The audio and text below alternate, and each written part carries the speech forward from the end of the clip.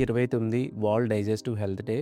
ఈరోజు సందర్భంగా మనం జీర్ణ వ్యవస్థ గురించి, దాని ఆరోగ్యం గురించి కొన్ని ముఖ్యమైన విషయాలను తెలుసుకుందాం.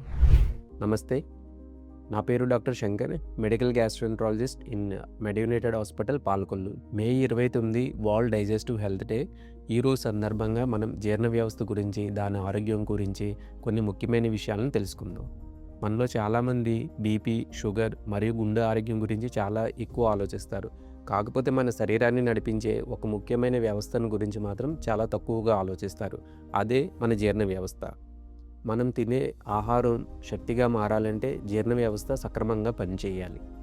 ఈ జీర్ణక్రియ మన నోటిలో మొదలయ్యి కడుపు, చిన్న పేగు, పెద్ద పేగు వరకు జరుగుతుంది. ఈ ప్రక్రియలో ఏ చిన్న సమస్య వచ్చినా మన ఆరోగ్యం ప్రభావితం అవుతుంది. మన కడుపులో కొన్ని లక్షల కోట్ల మంచి బ్యాక్టీరియా ఉంటాయి. ఇవి జీర్ణక్రియలో సహాయం చేస్తాయి. ఈ గట్ బ్యాక్టీరియా చేసే పని ఏంటంటే ఆహారం జీర్ణం చేయడంలో సహాయపడడం, వైటమిన్లను తయారు చేయడం, శరీరం యొక్క రోగనిరోధక శక్తిని పెంచడం, ఇన్ఫెక్షన్ల నుంచి కాపాడడం, బరువుని నియంత్రణలో ఉంచడం, అట్లాగే మానసిక ఆరోగ్యానికి కూడా చాలా అవసరం. మనకు టెన్షన్ వచ్చినప్పుడు స్టమక్ ఎందుకు అప్సెట్ అవుతుందో తెలుసా? ఎందుకంటే మన జీర్ణ వ్యవస్థకు, మెదడుకు నేరుగా సంబంధం ఉంది. కొన్ని కారణాల వల్ల మన కడుపులో ఉన్న ఈ గుడ్ బ్యాక్టీరియా తగ్గిపోతాయి.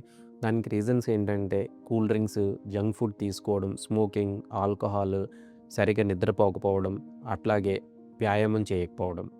మన జీర్ణ వ్యవస్థ సరిగా పనిచేయకపోతే మనకు కనిపించే లక్షణాలు ఏంటంటే గ్యాస్, అజీర్ణం, కడుపు ఉబ్బరం, మలబద్ధకం, తరచుగా విరోచనాలు అవ్వటం, ఆకలి మందగించటం, కడుపులో నొప్పి, వాంతులు అవ్వటం, ఇట్లాంటివన్నీ కనిపిస్తాయి.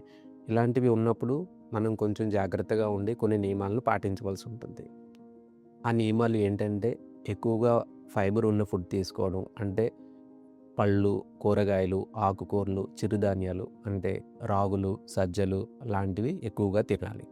రెండోది ఫెర్మెంటెడ్ ఫుడ్, అంటే పెరుగు, మజ్జిగ, ఇంట్లో తయారు చేసిన పులియబెట్టిన ఇడ్లీ పిండి, దోసల పిండి, ఇవి కూడా కడుపులో ఉన్న మంచి బ్యాక్టీరియాని పెంచుతాయి. మూడవది ఎక్కువగా మంచినీళ్ళు తీసుకోవాలి. రోజుకు కనీసం 2.5 నుంచి 3 లీటర్స్ వాటర్ వరకు తీసుకోవాలి. రోజు కంపల్సరీగా వ్యాయామం చేయాలి. రోజు కనీసం అట్లీస్ట్ 30 నుంచి 45 నిమిషాల వరకు ఏదో ఒక వ్యాయామం చేయాలి. ఇంకా సరైన నిద్ర మరియు ఒత్తిడిని నియంత్రణలో ఉంచుకోవడం. రోజుకు కనీసం 7 నుంచి 8 గంటల వరకు నిద్రపోవాలి. అలాగే చాలామంది డాక్టర్ సలహా లేకుండా పెయిన్ కిల్లర్స్, ఇంకా యాంటీబయాటిక్స్ యూజ్ చేస్తారు. వీటి వల్ల కూడా మన కడుపులో ఉన్న మంచి బ్యాక్టీరియా నాశనం అవుతాయి.